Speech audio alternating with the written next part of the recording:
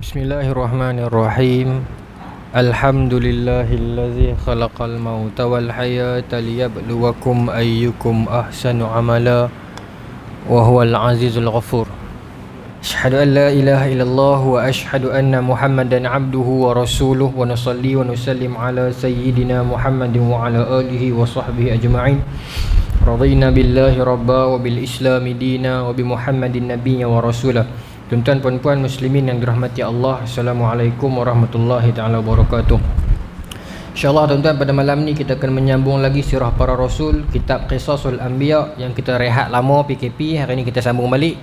Tetapi memandangkan kita mengikut SOP, kita akan berhenti awal waktu azan Isyak, maka saya tak mukadimah lah, kita terus masuk bab terus insya-Allah. Baik, malam ni kita masuk pada satu nabi yang baru. Nabi yang seterusnya. Terima kasih. Baik, terima kasih. Nabi Lut alaihi salam. Cerita tentang Nabi Lut ni cerita yang menarik. Kita berhenti bulan 2 hari tu ni, kisah Nabi Ibrahim ada sikit lagi, iaitu tentang di penghujung tu, bila mana Nabi Ibrahim pergi melawat Nabi Ismail dan sebagainya tu. Tapi saya kira yang tu cerita tu terkenal dan tuan-tuan pun sudah sedia maklum, maka kita nak pergi lagi cepat, kita terus pergi kepada Nabi Lut alaihi salam. Sebab lepas ni kita akan jumpa dengan Nabi-Nabi yang lain dan kisah mereka lagi banyak dan lebih yang rare lah, yang jarang kita jumpa. Itu yang utamanya. Baik, maka terus kita nak masuk kepada Nabi Lut alaihi salam. InsyaAllah kita try bagi perhabis terus ikut keladan. Di antara peristiwa besar yang terjadi pada masa hidup Nabi Ibrahim alaihi salam adalah terjadinya bencana besar di merata tempat sebagai bentuk siasaan Allah. Sebab Nabi Lut alaihi salam duduk sezaman dengan Nabi Ibrahim. Setengah riwayat sebut Nabi Lut ini adalah anak saudara Nabi Ibrahim. Dalam Quran juga sebut, Allah Taala kata fa'amanahu Luta, yang beriman kepada Nabi Ibrahim sebagai seorang rasul masa tu cuma Nabi Lut seorang. Selepas Nabi Ibrahim keluar daripada api itu, yang mana penduduk kota-kota Nabi Ibrahim ni bakar baginda dengan api, bila Nabi Ibrahim keluar pun mereka tak beriman. Yang beriman cuma Nabi Lut seorang. Punya keras sampai tara-tara tu. Tapi akhirnya alhamdulillah bakal masuk Islam lah. Cuma peringkat awal yang percaya dan beriman kepada Nabi Ibrahim itu hanyalah Nabi Lut seorang, anak saudara dia. Baik, Lut adalah putera Haran bin Tarikh, iaitu Azar, sebagaimana yang telah dikemukakan sebelumnya. Lut ialah putera saudara lelaki Ibrahim Khalilullah. Putera saudara ni maknanya anak saudara. Ada setengah terjemuh kepada sepupu, tapi dia lebih kepada anak saudara. Kalau ikut jurai nasab ni, anak saudara yang bernama Haran. Ibrahim, Haran dan Nakhur adalah saudara sebagaimana yang disebutkan dahulu. Bila Ibrahim, Haran dengan Nakhur adalah saudara, bermaksud Nabi Lut ini anak Haran, bermaksud Nabi Lut ini anak saudara Nabi Ibrahim. Ada yang mengatakan Haran ini adalah, dengan nama Haran inilah yang membangunkan sebuah negeri yang bernama Hurran. Namun riwayat itu adalah daif. Lut pergi meninggalkan tempat tinggal bapa saudaranya. Okey, baik. Benda ni berlaku bila selepas daripada peristiwa Nabi Ibrahim dibakar, Nabi Ibrahim nak masuk ke Mesir semua tu, masa inilah Nabi Lut dapat surat panggilan, dapat surat posting. Allah Ta'ala lantik Nabi Lut jadi Nabi dan Rasul, dan diutuskan ke sebuah kaum, ke satu kaum dekat kota Sadum. Itu. Maka Nabi Lut pun berpindahlah meninggalkan bapa saudaranya menuju ke daerah yang dikenali dengan daerah Ghar Zaghar. Baik. Lalu dia singgah di kota Sadum, iaitu ibu kota negeri Ghar Zaghar. Negeri itu nama negeri Ghar Zaghar. Ibu negeri dia, kapital dia ialah kota Sadum. Sebuah negeri yang penduduknya adalah orang-orang yang paling jahat lagi kafir. Imam Ibn Katsir tulis paling jahat ini bukan tulis saja-saja. Ya. Okey. Bukan. Okey. Terima kasih. Bukan tulis saja-saja tau. Paling jahat ni Quran sebut paling jahat. Paling jahat sekali. Bukan kita sebut, bukan Ibn Katsir saja sebut, Allah Ta'ala sebut, Quran sebut. Tak ada kaum yang lebih jahat, lebih jijik. Dalam Quran kalau kita baca, bila menceritakan tentang kaum Nabi Lut ini, semua perkataan yang melambangkan keburukan dimasukkan ke atas kepala kaum Nabi Lut ini. Dahsyat. Mereka sentiasa bergelumang dalam rompakan, kejahatan, maksiat dan pelbagai jenis kemungkaran. Mereka tidak mahu mencegah dari melakukan kemungkaran yang mereka kerjakan. Bahkan mereka melakukan kemungkaran dalam bentuk yang baru yang belum pernah dilakukan seorang pun sebelumnya, iaitu homoseksual. Semua orang jelas ini. Tapi sejarah homoseksual depa lah yang mulakan. Nah sebelum tu ada juga zina. Tapi jantan sama jantan, perempuan sama perempuan ni tak berlaku depa buat. Lebih dari itu, mereka tidak mahu menikah dengan wanita. Mereka menyeru kaum wanita kepada orang-orang yang soleh sahaja. Baik. Nabi Lut menyeru mereka untuk menyembah Allah Subhanahu wa taala semata-mata, Tuhan yang tiada sekutu baginya, serta melarang mereka mengerjakan larangan perbuatan keji dan mungkar. Ada orang tanya saya, Ustaz, kalaulah kaum Nabi Lut ini semua jantan dengan jantan, mai mana perempuan? Mereka menikah jantan sama jantan, anak tak ada lagu mana berkembang kaum dia, Ustaz? Orang fikir, tuan-tuan zaman Allah ni bagus. Tapi kita pula pening nak jawab.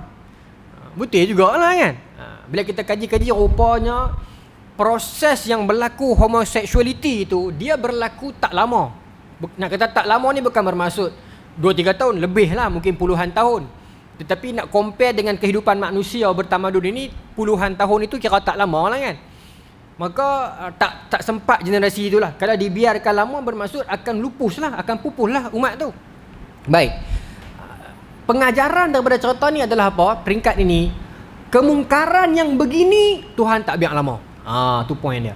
Kemungkaran yang begini sifatnya, yang mencabar atau apa, hukum alam, jantan sama jantan, perempuan sama perempuan, tukar jantina, kejahatan begini Tuhan takkan biarkan lama.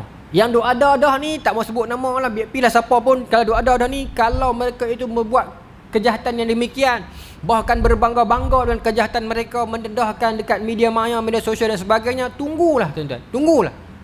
Saya tak tahulah, tapi selalunya lah, kita bukan doakan, kita doakan kembali lah. Tapi kalau buat juga, cabang juga, selalunya kesudahan orang-orang begini Tuhan akan tunjukkan berdepan. Minta maaf sebut lah, selalunya lah kesudahan orang-orang begini Tuhan akan tunjukkan berdepan. Kita sendiri akan menyaksikan kesudahan mereka, insya-Allah. Tak apa sebut tu, bukan nak doakan kembali elok lah. Siapa tak mau saudara-saudara Islam kita kembali. Tapi kalau cabang juga, buat juga ni, kita berlepas diri lah. Kesudahan orang-orang begini Tuhan akan tunjukkan berdepan. Tunggu tengok ya. Baik. Tuan-tuan, saya sambung noh. Maka dia lama, tapi tak lama nak banding dengan kaum-kaum lain punya kemungkaran tu. Baik. Nabi Lut menyuruh mereka untuk menyembah Allah Ta'ala semata-mata, Tuhan yang tiada sekutu baginya, serta melarang mereka mengerjakan larangan perbuatan keji dan mungkar. Tetapi mereka justru semakin teruk dan parah, menjerumuskan diri dalam kesesatan. Mereka terus meningkatkan tahap kemungkaran tu. Meningkatkan tahap kemungkaran tu. Dahsyat ayat tu. Ya? Dan kekufuran mereka. Baik. Firman Allah Subhanahu wa taala dalam Quran, wa luta idh qala liqaumihi atatuna al-fahishah ma sabaqakum biha min ahadin minal alamin innakum latatuna ar-rijal syahwatan min dunin nisa.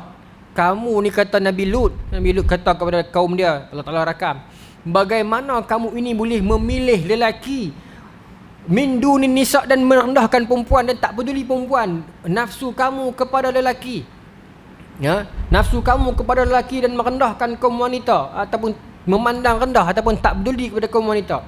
Bal antum qaumun musrifun, kamu kaum yang melampau.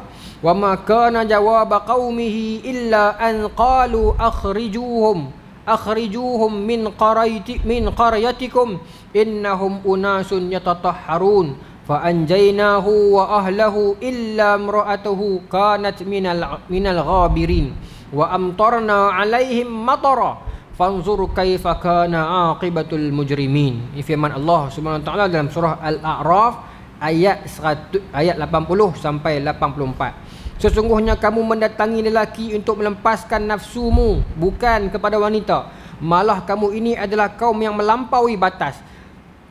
Maka jawab kaumnya, usirlah mereka, yakni Lut dengan 2-3 orang pengikut Nabi Lut. Ya, ni yang ayat qalu ukhrijuhum min qaryatikum, usirlah mereka keluar. Ya, baik. Sesungguhnya mereka adalah orang yang berpura-pura mensucikan diri. Innahum unasun yatatahharun. Ini kaum Nabi Lut kata dekat Nabi Lut, dia kata, alah, Ingat kami tak tahu hampa lebih kurang kami ya. Duk buat belagak boleh. Lagu tu lah. Ni kira kaum Nabi Lut yang belah-belah utara kan. Apa dak main cerita sebab bagus sangat. Ada tak zaman lah ni belambak. Kadang-kadang kita nak nasihat kawan-kawan pun jadi segan pasal member-member kan. Kadang-kadang kita belapik lah. Sebab tu saya ingat dulu masa saya pergi kursus dengan ayahanda Tok Ayah kan, Ustaz Rosli. Lama dah zaman sekolah tu. Dia pesan, hampa ni budak-budak, kami budak-budak zaman tu, sekatan 2, sekatan 3. Dapat ilmu banyak ni, ilmu tentang ni lah, sembahyang jemaah lah, imam lah, masbuk, muafiq semua ni lah.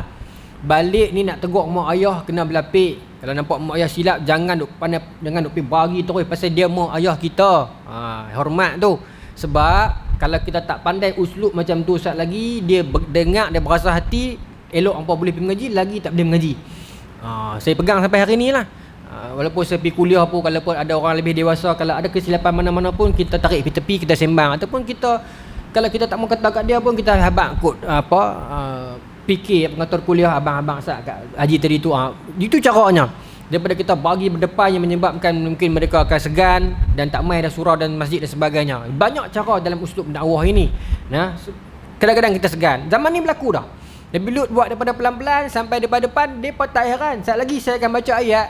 Depa bagi satu ayat dekat Nabi Lut tu, bagi saya cukup kurang ajar lah ayat tu. Kita doakan sampai ayat tu. Depa kata kat Nabi Lut, puak-puak ni saja belagak, serupa bagus sangat tu. Tapi tuan-tuan menarik, yang depa kata ni innahum unasun yatatahharun. Depa ni manusia belagak suci, bajet suci. Ayat yang depa duk guna ni, la ni orang duk pakai tak? Pakai. Terutamanya golongan yang sama jenis. Kadang-kadang depa duk kata kan, depa ni belagak suci lah, geng-geng syurga kan. Rupanya akar perkataan yang orang duk pakai hari ni tu, nenek moyang depa duk pakai lah. Bila kena tegur dalam urusan ini, dalam bab homoseksual ini, dia bakal kata, Allah macam apa tu bagus sangat, ni geng-geng suci, ni geng-geng lindungan Kaabah, kata orang kan. Rupanya duk kata lah. Baik. Kemudian tuan-tuan, Allah Ta'ala sambung Al-Quran yang banyak Ibn Katsir sebut dalam ni. Saya nak petik pergi kepada cerita dan terus. Okey, baik. Allah Ta'ala menceritakan kisah Nabi Lut dan kaumnya dalam ayat-ayat yang lain yang banyak dalam Quran. Jadi disebutkan di dalam ayat-ayat tadi ini dalam perbahasan mengenai kisah kaum Nabi Lut, Ad dan Samud. Selanjutnya di sini kami, Ibn Katsir, akan menjelaskan kisah Nabi Lut dan kaumnya secara global berdasarkan ayat tersebut, dan kami sertakan pula hadis dan asar yang berhubung dengannya. Baik. Nak mula cerita dah ni. Allah Subhanahu wa taala mengutuskan Nabi Lut kepada penduduk Sadum dan daerah sekitarnya untuk mengajak mereka supaya beriman kepada Allah. Nabi Lut mengajak mereka hanya untuk beribadah hanya kepada Allah semata-mata, Tuhan yang tidak ada sekutu baginya, mencegah mereka dari segala bentuk kemungkaran dan kekejian yang mereka lakukan. Tetapi mereka tidak memberi tindak balas terhadap seruan Nabi Lut. Mereka tetap tidak mahu beriman kepada Allah. Bahkan tidak ada seorang pun dari mereka yang mahu beriman mengikut ajaran Nabi Lut. Apa yang dilarang mereka tidak hiraukan. Baik. Sementara Allah membiarkan kaum Nabi Lut tetap berada dalam negerinya yang akan dibinasakan oleh Allah, mereka semakin tenggelam dan dalam gelumang kederhakaan dan kekejian, melakukan homoseksual, sodom, menyamun, mengerjakan kemungkaran secara terbuka di dalam berbagai forum pertemuan. Ayat tu. Ya, mereka dengan kebiadaban dan kekejian yang tidak ubahnya laksana binatang, bahkan lebih hina dari binatang. Nampak? Imam Ibn Katsir pun bila menukilkan kisah-kisah tentang mereka, ayat-ayat yang digunakan oleh Al-Imam Ibn Katsir pun tegas dan garang lah nak beritahu bukan kata binatang, lebih hina daripada binatang. Ustaz Bahrul Makjui, dia tulis satu cerpen, dah jadi buku sekarang, tajuk dia Revolusi, tuan-tuan boleh beli. Cerita pasal monyet, cerpen ni dia kira cerita rekaan lah kan. Tapi menarik cerita tu, kalau tuan-tuan minat baca buku, tuan-tuan beli. Satu hari kumpulan kera ni dia jumpa surat khabar ataupun satu artikel, dia baca cerpen lah kan, cerita reka ni. Dia baca tu terjumpa bab teori Darwin. Jumpa teori Darwin. Teori Darwin tu tuan tahu lah kan, yang daripada beruk ni berevolusi jadi manusia kan. Maka monyet kata la ilaha illallah. Ni saya tambah lah ni. Rupanya kita ni mai pada depa. Manusia ni mai pada kita. Dia kata lagu tu. Maka kita ni kena bersedia nak jadi manusia lah. Geng yang beruk ni cerita sembang ni. Maka buat mesyuarat. Maka ketua beruk ni kata dekat AJK beruk ni, saya nak perintahkan kamu pergi setiap sudut dunia ni, pergi siasat how human survive, how human live, bagaimana manusia survive, bagaimana manusia hidup. Kita nak belajar, kita nak adapt sifat tu nanti ni. Maka diutuskanlah intelligence of beruk ni pi dalam novel tu ceritalah pi selatan, pi Asia Timur, pi setiap penjuru lah, Eropah Barat dan sebagainya. Bakat pi. Nanti buat balik report, saya nak dengar. Cerita ni panjang lah, cerita kukik-kukik pi mana hala ni. Balik mai. Bila balik mai tuan-tuan, beruk ni, ketua beruk ni buat perhimpunan sembang cerita. So, what is your outcome? Apa yang kamu dapat? Maka masing-masing beruk buat presentation lah. Maka orang barat kata, wahai Datuk, beruk yang pi barat, dia kata, wahai Datuk, saya ni ditugaskan pi ke negeri orang putih. Saya tengok mereka dengan kita lebih kurang. Kita tak pakai baju, mereka pun tak pakai baju. Lagu tu. Maka saya ingat tak ada beza kot. Tanya pula hak pi negeri Arab, tanya, mereka ni hambat perempuan, lagu kita hambat betina lebih kurang. Mereka ni kalau berebut retak, masing-masing pakai cerita. Ada yang part masuk jumpa pemimpin, minta maaf sebutlah, jumpa pemimpin pun dalam persidangan mereka pun lebih kurang lagu kita. Nyerit, corak-corak bergaduh dengan aku, tepuk meja apa ni. Lebih kurang kita. Tuan-tuan menarik cerita tu. Kemudian yang saya seronok dekat part last sekali tu, ketua beruk tu kata, kalau macam tu kita tak payahlah susah payah jadi manusia. Kita tunggu manusia jadi beruk. Dia bagi buah tu tuan-tuan. Sedap cerita tu. Tapi yang menarik dia penulis ni, Ustaz Fahrul, dia tinggal satu persoalan. Dalam semua beruk ini, satu ekor beruk tak balik. Beruk yang diutuskan ke benua timur, dia tinggal persoalan macam tu ya. Mungkin dia nak buat sambungan, tak tahu, ataupun mungkin dia nak timbulkan kenapa yang di timur tu tak balik. Dia tak mahu abang, bila sembang dia pun dia tak cerita, dia tunggu. Tak tahu kot ada cerita link apa kan. Tapi seronok, tuan-tuan baca penulisan macam tu, rasa seronok. Dulu zaman saya sekolah ada penulisan perlumbaan kedua, karangan Marudis Haji Yusof. Cerita pasal Arnab nak repeat. Kan dia kalah perlumbaan pertama dengan Kokora. Perlumbaan kedua dia nak repeat. Seronok cerita tu. Tak apa, sambung cerita ini. Pasal malam ni kita SOP, kita tak boleh lama-lama cerita hal lain. Baik, saya teruskan. Maka tuan-tuan, mereka minta kepada Nabi Lut azab yang pedih. Baik. Maka saya nak ringkas cerita terus ni.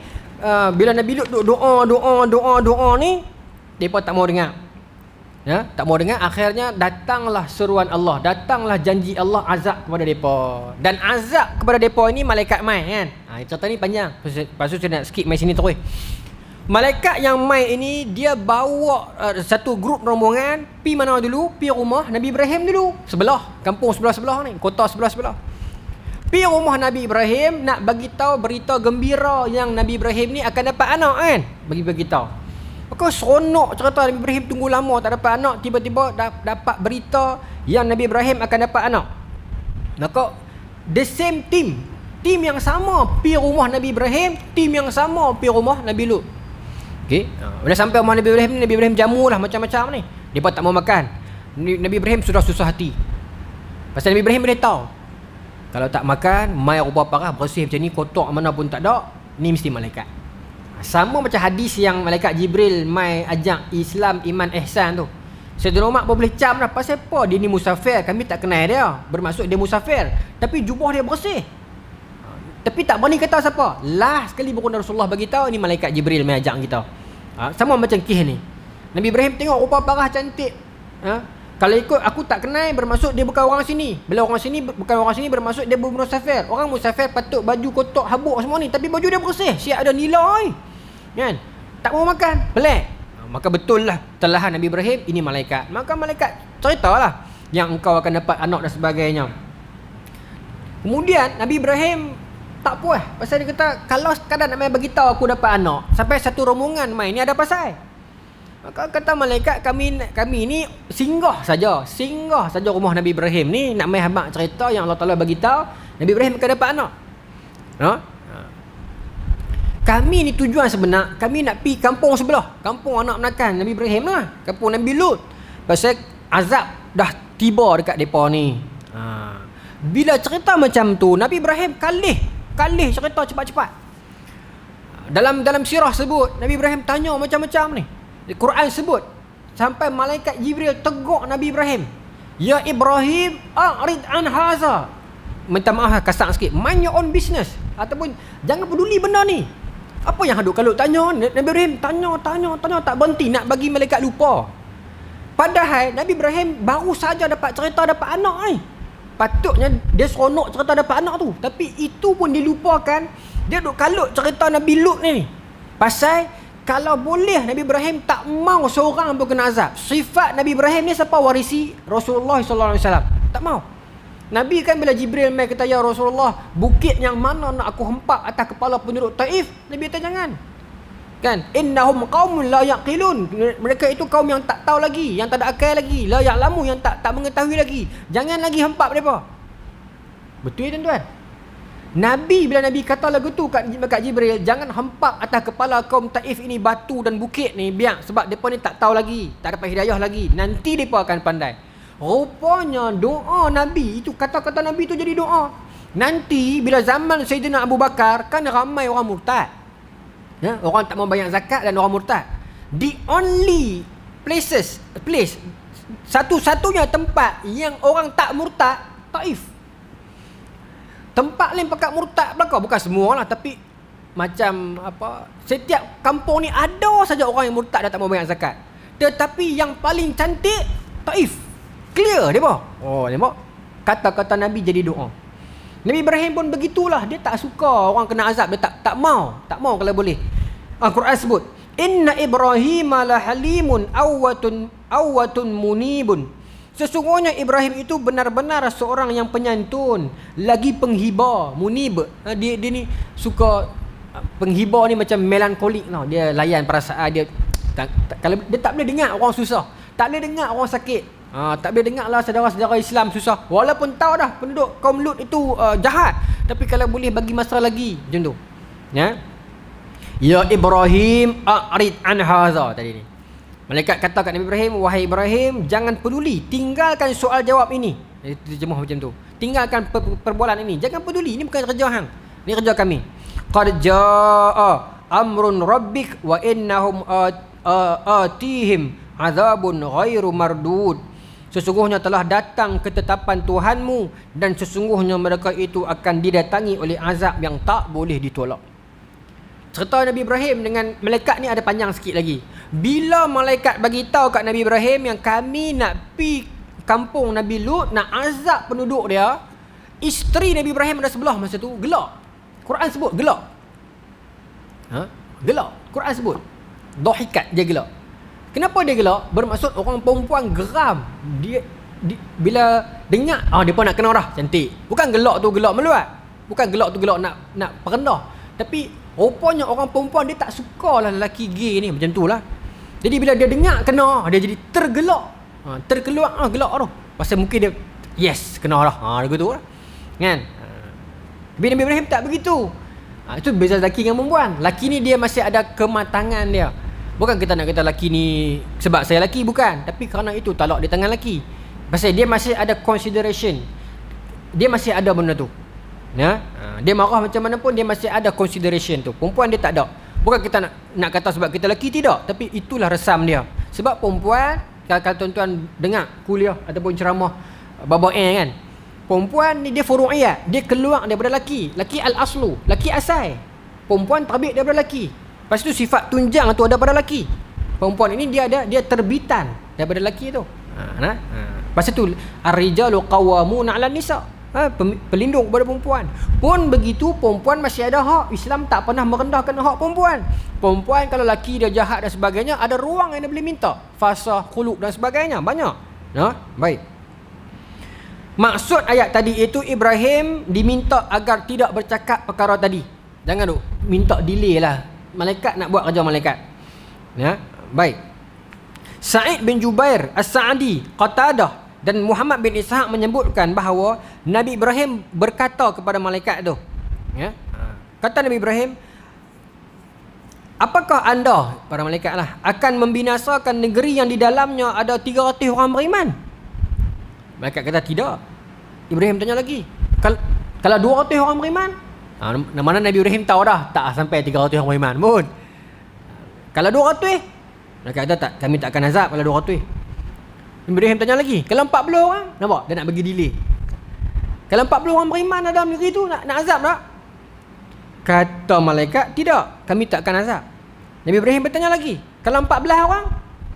Jawab malaikat, tak, kami tak akan azab. Maka Ibrahim tanya lagi, bagaimana kalau seorang saja beriman? Maka dia berkata, tak, kami tak azab. Tapi ini bukan hadis, ini mauquf para sahabat sebut, ya, berdasarkan mereka punya penelitian riwayat lama. Mauquf ni bermaksud dia berhenti sampai kata-kata sahabat. Dia bukan marfu'. Marfu' ni Rasulullah kata. Setengah orang dia terjemah kata asar lah, kata-kata sahabat. Baik. Maka Nabi Ibrahim kata, kalau macam tu, di negeri Lut itu terdapat Lut dalam negeri itu, dia beriman. So dia ada seorang, tak boleh azab kan negeri itu. Ibrahim kata. Okey, desakan Ibrahim itu yang dimaksudkan adalah untuk membatalkan rancangan azab dan tindak balas, dan membatalkan rancangan azab itu. Okey. Maka Allah Taala mengutuskan atau mengilhamkan kepada para malaikat untuk menjawab. Para malaikat berkata, kami lebih mengetahui siapa yang ada di kota itu. Kami bersungguh-sungguh hendak menyelamatkan dia dan pengikutnya kecuali isterinya. Bermaksud, kalaulah datang azab juga. Ni menarik cerita ni. Kalaulah datang azab juga, meskipun negeri itu ada orang beriman, bermaksud Allah Ta'ala nak selamatkan orang yang beriman dalam negeri itu. Selamat apa? Ustaz, dia mati.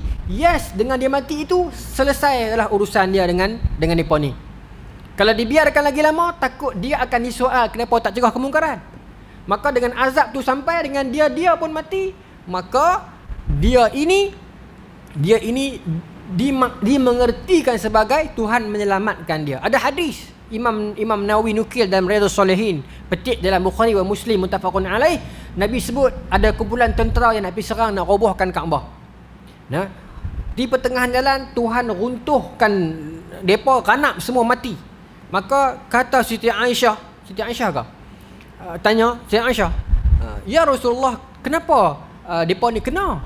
Semua kena, sedangkan dalam rombongan depa ni ada yang sekadar tumpang, ada yang sekadar kafilah yang Nabi meniaga, yang lalu kebetulan satu jalan dengan depa. Ada yang dia pergi jual ayak. Sebab dalam hadis sebut aswaq, golongan yang peniaga pasar. Mungkin tengok, oh ni geng konvoi ramai ni, dia pergi buka peniaga ayak. Burger Stadium, tuan-tuan, Burger Stadium. Lebih kurang aku tu, mana ada pot, situ dia meniaga. Bukan niat nak roboh Kaabah pun, dia pergi tumpang meniaga ya. Takkan kena sekali. Nabi kata kena sekali. Tetapi mereka ini summa ba'asau ala niyatihim, kata Nabi. Tetapi nanti mereka akan dibangkitkan di akhirat berdasarkan niat masing-masing. Daripada hadis inilah terbit kaedah, kita tak boleh hukum orang yang mati kena bala dan sebagainya ni sebagai semua binasa, tak boleh. Katalah disko meletup, banyak nampak rangka bangkai, mayat bagi limpangan. Kita tak boleh kata tu dia tengok mati dalam disko. Kita tak tahu yang dalam disko tu adakah semua itu pi berhibur, pi minum arak. Kemungkinan dalam tu ada seorang dua ustaz yang nak pi dakwah, tapi di pipi meletup, kan? Ataupun dalam tu ada satu orang anak nak pergi panggil pak dia tak mau balik, dan duduk dengan mana kau, kan? Di sini ada satu kan, Kelab Tanjung. Kita tahu. Maka tuan-tuan, pergi panggil anak dia, kali dengan dia meletup, kita tak tahu. Ya, dulu Imam Hasan Al-Banna kan, dia pergi dakwah dalam disko kan. Kalau meletup masa tu, kita kata tu dia dengar pok-pok ni. Dulu tuan-tuan ingat tak satu ustaz sebut? Bukan ustaz, dia tu penceramah motivasi. Yang malam tahun baru ada pok-pok muda mati ramai tu. Mati kat tong sampah aku mana. Saya ingat masa saya di UAE. Tak boleh kata semua, kita tak tahu. Bahkan guru kami ajak, kalau orang tu mati terjun bunuh diri pun, kita boleh kata tindakan itu salah. Adapun dia sendiri kita tak tahu. Sebab di penghujung usia dia tu, di penghujung nyawa tu, tak tahu dia kata apa. Kalau orang mati lemah, kan? Tahu dia bunuh diri, tapi di hujung tera dia nak mati tu, kokok dia menyesal, tak boleh kapai dah, tak tahu. Kita boleh kata tindakan itu salah, tindakan itu kufur. Dia tu sendiri tak tahu. Kita pegang kaedah macam tu. Baik. Okey, kita sambung. Okey. Para ahli tafsir berkata, Setelah rombongan para malaikat yang terdiri daripada Jibril, Mikail dan Israfil berangkat pergi meninggalkan Ibrahim, mereka terus menuju ke negeri Nabi Lut itu, negeri Sadum. Mereka menjelmakan bentuk dalam wujud para pemuda yang tampan. Cari pasal lah. Menjelmakan wajah dalam bentuk pemuda yang tampan sebagai bentuk ujian dari Allah terhadap kaum Lut. Tahu dah, Allah Ta'ala tahu memang mereka suka lelaki. Allah Ta'ala buat bagi malaikat berupa lelaki yang handsome terus. Sebab sebagai ujian. Ad-dunya darul ibtila. Dunia ni rumah ujian. Kita lemah dengan duit, Tuhan akan test kita dengan duit, tuan-tuan. Kita lemah dengan wanita, Tuhan akan test kita dengan wanita. Percayalah. Kena hati-hati. Selalunya begitulah. Kalau kita lepas test tu, insya-Allah kita akan diuji tu dekat kita punya weakness spot tu, weakness point tu. Kat situ kita akan kena. Kena kuatlah hadapi yang tu. Baik. Okey, sambung. Maka para malaikat bertamu kepada Nabi Lut tepat pada saat matahari terbenam, maghrib. Nabi Lut merasa khawatir jika tidak diterima yang mengunjungi rumahnya, mereka akan diterima bertamu di rumah kaumnya kerana mereka disangkanya sebagai manusia biasa. Lut merasa susah dan merasa sempit dadanya kerana kedatangan mereka, dan dia berkata, ini adalah hari yang amat susah. Ni Quran. Nabi Lut punya kata-kata, ini adalah hari yang sangat meletihkan, susah. Hari itulah. Dan Nabi Lut tak tahu kata malaikat. Dia pun ingat pemuda biasa. Baik. Qatadah, Imam Qatadah dia tafsir luas lagi. Dia kata apa? Ketika mana para malaikat menjumpai Nabi Lut, ketika itu Nabi Lut sedang bekerja di tanahnya, bersawah, bertani. Nabi Lut merasa malu sewaktu mereka hendak bertamu ke rumahnya. Di dalam perjalanan menuju ke rumah Lut, Lut berjalan di depan, sementara mereka berada di belakang. Lut menyindir melalui ucapannya agar mereka meninggalkan negeri itu dan singgah ke negeri lain. Nabi Lut sedang bertani. Nampak pemuda-pemuda handsome ni mai.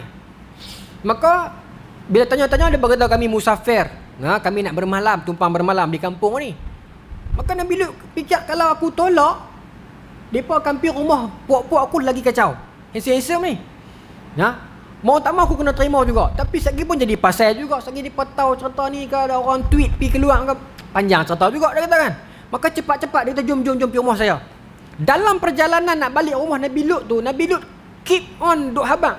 Kampung ni teruk. Hampa nak tahu kampung ni bukan ada apa pun. Kampung ni kira budak-budak ni. Dia cerita tu nak bagi, nak abang kata teruk lah. Setiap kali berjalan, ada orang telefon. Hidden number ni kira macam mana tuan? Tapi lah.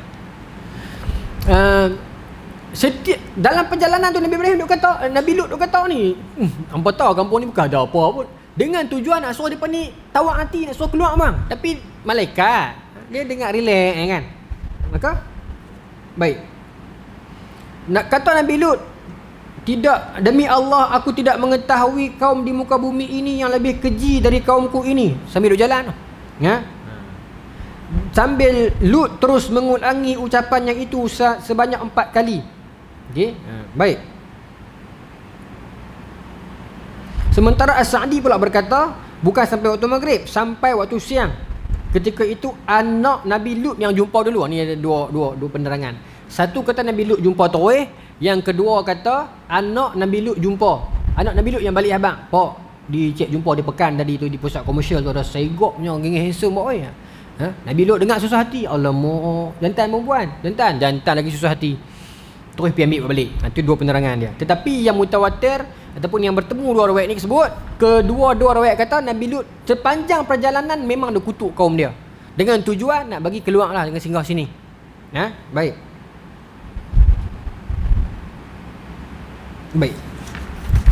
Bila sampai di rumah Nabi Lut itu,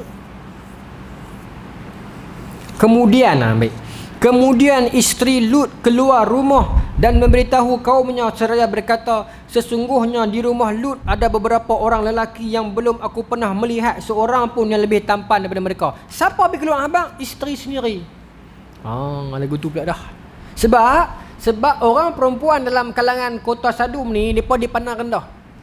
Jadi in order for her untuk naikkan level dia, darjat dia, dapat pengaruh dalam masyarakat, she need to do something. Dia kena buat sesuatu ni. Maka dia kata ni cantik, ni peluang aku. Isteri Nabi Lut sendiri. Isteri Nabi Lut sendiri yang tidur sebantai setilam ni, sebut macam tu lah. Maksudnya hidayah milik Allah, tu point dia. Baik. Maka isteri Nabi Lut sendiri pergi cerita. Baik. Maka dia pemai. Waja'ahu qaumuhu yahra'una ilaih. Maka depa dengar cerita Nabi Lut itu, bergegaslah meluru depa pi. Yahra'una ilaih ni, yahra'un ni dia macam berkerumun pi terus. Tunggu dah. Wa min qablu kanu ya'maluna sayyi'at. Nah, depa dengan niat nak buat perbuatan keji yang depa buat itulah. Baik.